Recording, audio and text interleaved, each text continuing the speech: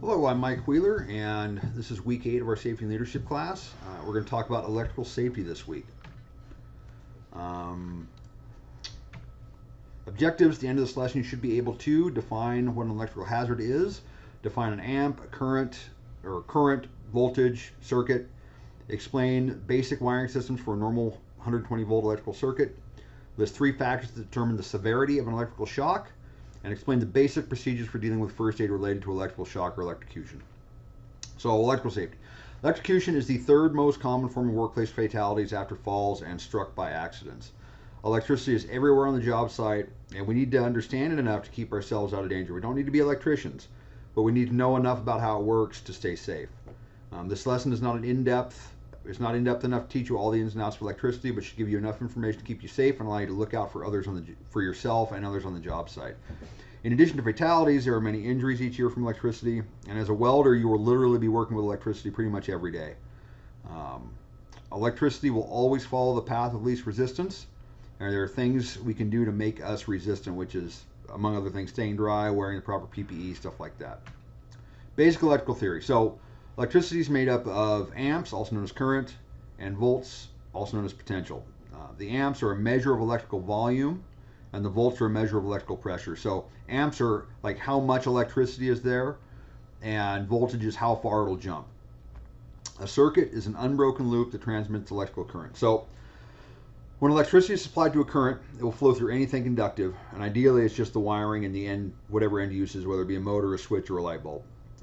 Electricity moves through wires like water moves through pipes, and just like water in pipes, a leak in the wire can allow electricity to escape and flow to other places, and this is where it gets dangerous. We keep ourselves safe from electricity through insulation and proper grounding of electrical circuits. We'll talk a little bit more about that next week as well. Insulation is usually sheathing over the copper wire, but other non-conductive materials can be used in different applications. Fiberglass, ceramic, plastic. A lot of the new hand tools, drills, and stuff like that, they're all plastic. Grounding gives an electrical device a safe way to discharge excess electricity, and can also give the electricity a pathway to go in case of failure on the device. So a lot of the old tools, pretty much every older tool, has a ground wire. Most of the stationary tool, even modern day stuff in shops, has ground wires. That ground wire is there to allow excess current to safely leave.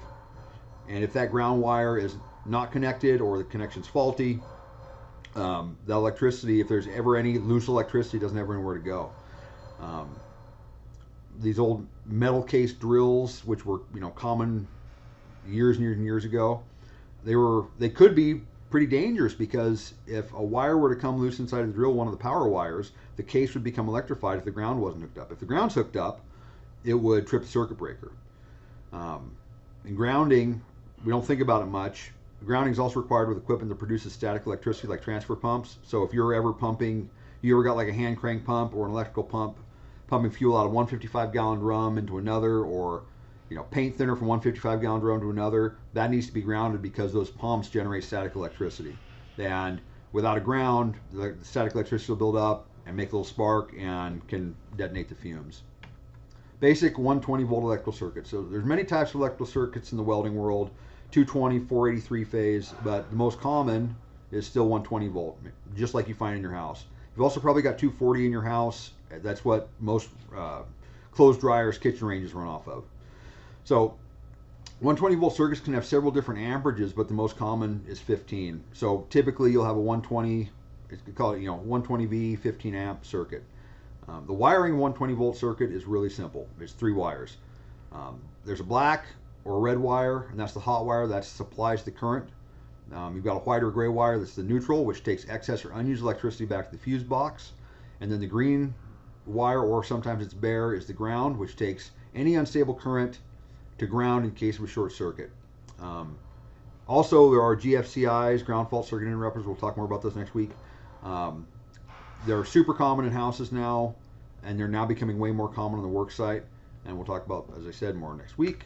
Electrical injury. So any common electrical circuit can shock you or burn you, and the severity of the injury is dependent on 3 variables: the amount of current, the path the current takes through the body, something we don't think about a lot, and then how long the current flows through the body.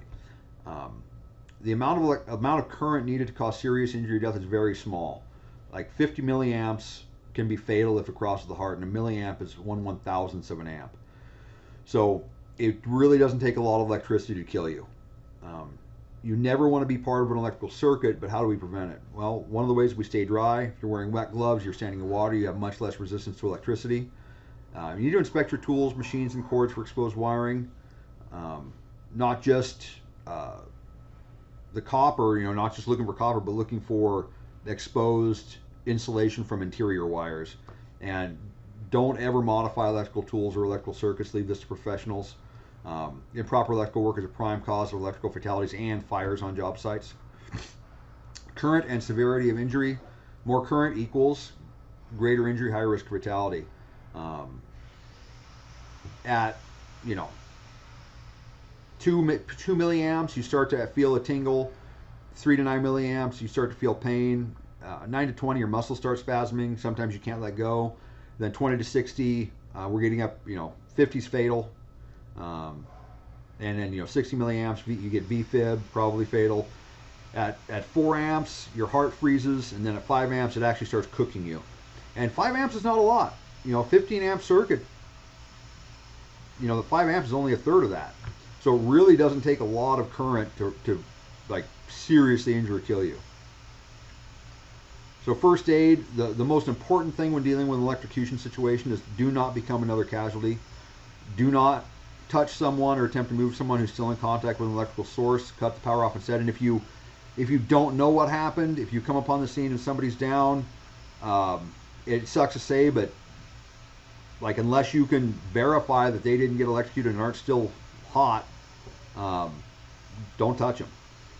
So call 911 immediately if the person's unresponsive. If you've been trained, provide first aid, and if it's safe, get the AED, get the first responder kit. If they've got one, it should be brought to the site. If the victim is unconscious, check for breathing and a pulse. If there's no pulse, start CPR if you're trained, and use the AED if you're trained. If the victim is conscious, call for medical attention to find out what happened, to find out the possible extent of the injuries. And also, if they got zapped but didn't kill them, we need to know what piece of electrical equipment did that so we can cut the power to it. So wrap up, electricity is constantly around us, and it can be very dangerous if it gets loose. Electricity will always take the path of least resistance. You don't want to be part of that pathway. Even very low amperages can cause serious injuries or death. And when arriving on the scene to a possible electrocution injury, the most important thing is to keep yourself safe. Otherwise, there may be more victims. References. That's it. And I will see you in class.